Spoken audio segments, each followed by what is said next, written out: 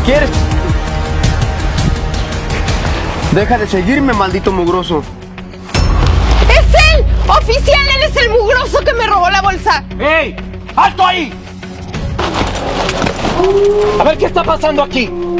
Yo agarré a este vagabundo y le estaba robando a la señorita. ¿Es cierto eso? Sí, oficial, él me robó la bolsa. Arréstelo, oficial. Muchas gracias por su servicio, caballero. Muchas gracias, joven. Ojalá ya haya más gente como usted. No se preocupe, señorita, era mi deber. No traigo mucho, pero se lo doy de todo corazón. Muchas gracias, señorita. Esto me va a servir. ¿Y tú? Vas a pasar un largo tiempo en el bote, ¿eh? Vente, vámonos. Está siendo detenido por robo calificado. Vámonos.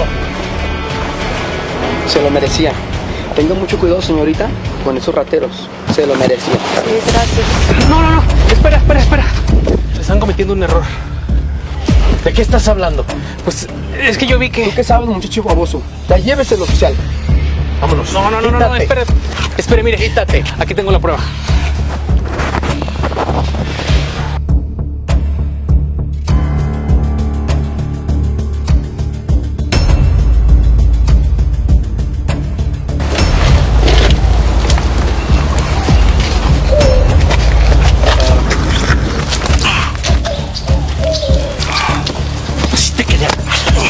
Nada más.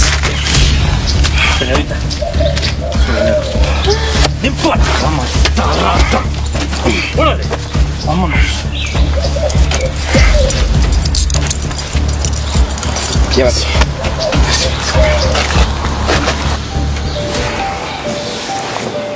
Te pido una disculpa, amigo. No debí juzgarte de esa manera. Si necesitas trabajo, date una vuelta por la jefatura. Ahí necesitamos personal.